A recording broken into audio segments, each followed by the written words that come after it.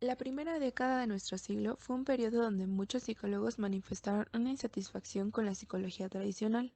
Se fundaron laboratorios y revistas, las primeras migraciones de psicólogos europeos al Nuevo Mundo, y la psicología se convirtió en un asunto social, siendo la obra de Thorndike uno de los referentes más claros y respetados.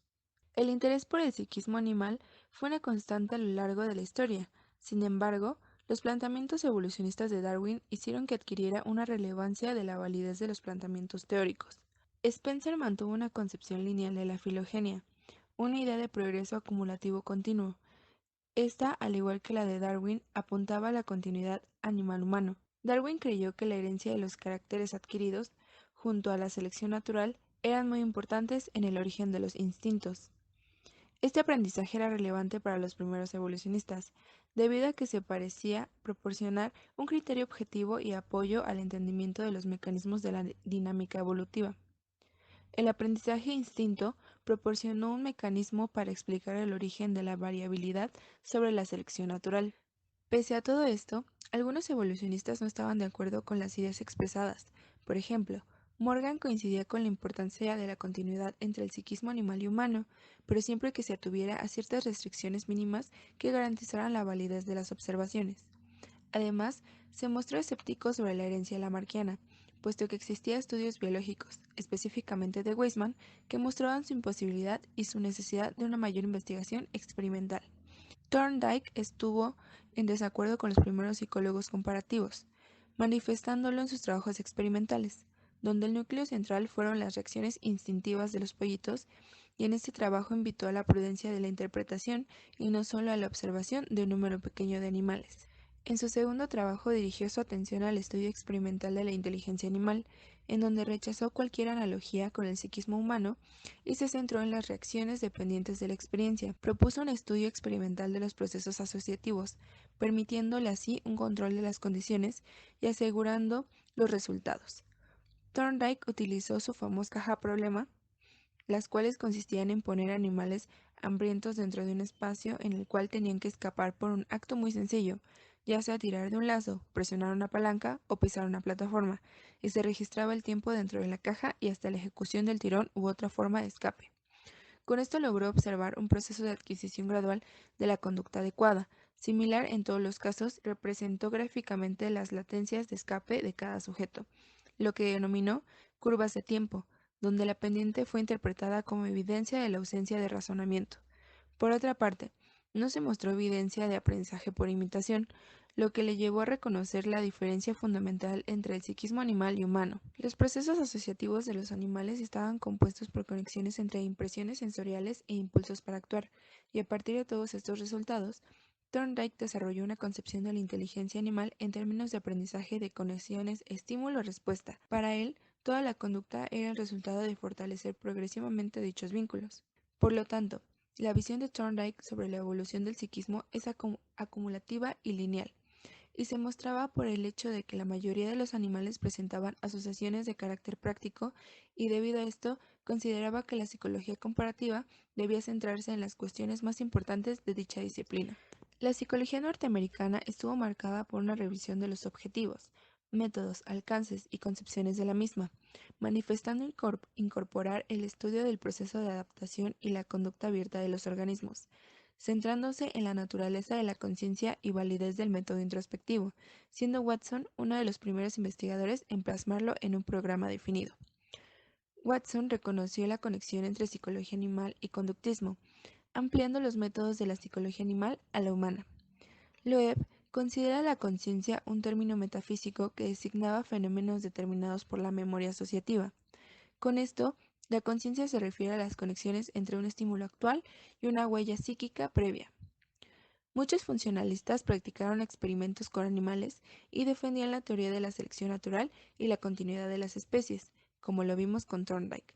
En Rusia, se había iniciado un programa de investigación experimental con animales, y gracias a esto Watson se incorpora a la investigación animal, gracias a la influencia de algunos pensadores como Thorndike, decantando a la psicología experimental, centrando sus investigaciones en diferentes sujetos y estudiando sus patrones de conducta, tanto simples como compuestos, y así labró su reputación científica, otorgándole a la psicología comparada un lugar en la psicología. Entre los años 1930 y 1950, los mayores esfuerzos se concentraron en el estudio del aprendizaje. Tolman y Hull tenían la pretensión de elaborar una psicología general capaz de dar cuenta de la conducta humana y animal. Entre 1922 y 1933, Tolman traza las líneas generales de su sistema, lo que se denominó nueva fórmula de conductismo creada por Tolman. Pretendía ser una fórmula para toda la psicología, ya que tenía cabida tanto la investigación animal como el estudio de las imágenes mentales o los sentimientos. Según Tolman, no importa qué movimientos musculares hacen posible los actos, lo que importa es que poseen ciertas propiedades emergentes no reductibles a nivel fisiológico. Es decir, 1. La conducta persiste hasta que alcanza o evita su objeto, y esta persistencia es la manifestación visible del carácter propositivo de la conducta. 2.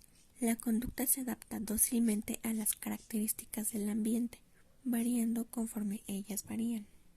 3. Entre la conducta y sus causas están los determinantes de la conducta, que incluyen los determinantes inmanentes, además de otros dos, las capacidades, aptitudes individuales para ciertas conductas y los ajustes de conducta, sustitutivos no visibles de la conducta que se ponen en juego cuando se vacila entre alternativas.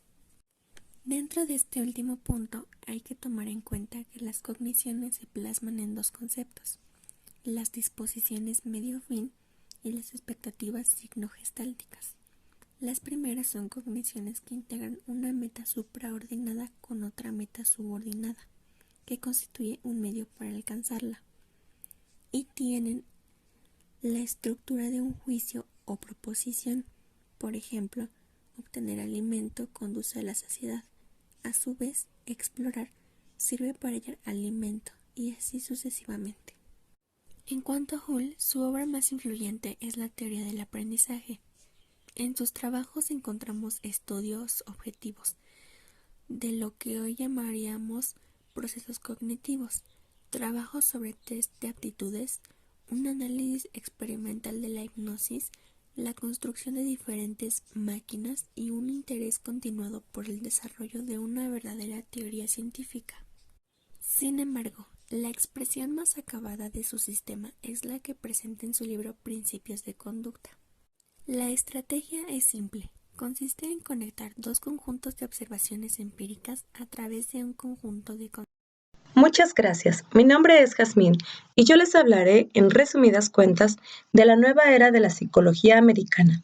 Y es que en este proceso de la historia de la psicología moderna nos encontramos, como hemos visto, con Skinner y el conductismo radical. Este personaje nace en Pensilvania en 1904. En la Universidad de Minnesota hace estudios con animales dentro de una jaula de condicionamiento, que más tarde es conocida como la caja de Skinner. Paralelamente, trabaja con la conducta humana, en donde se enfoca en el estudio de la conducta verbal. Justamente ahí nace el conductismo radical. A diferencia del conductismo metodológico, el conductismo radical tiene un carácter monista, puesto que no distingue entre lo mental y lo comportamental. Esto quiere decir que cada comportamiento tiene una explicación basado en una necesidad. Por ejemplo, las conductas alimentarias están basadas en la necesidad del alimento. Skinner critica las comparaciones entre estudios de comportamiento en animales a los estudios en humanos, ya que distingue la conducta humana como específicamente de su especie y no de manera compartida con los animales.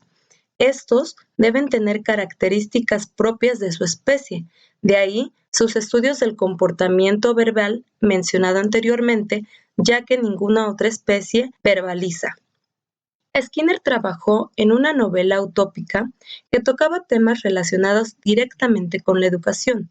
Derivado de ello, encontró contradicciones en los principios básicos de aprendizaje hasta su época.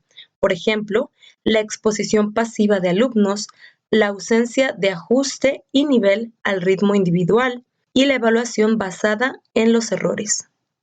Bajo la perspectiva de Skinner, las conductas anormales de los humanos no eran como máquinas dañadas, como se había visto, sino enfermedades mentales que requerían un tratamiento.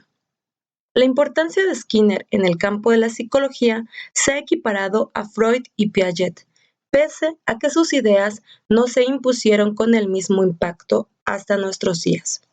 Con esto damos por concluida nuestra exposición, esperamos les sea de utilidad y agradecemos su atención.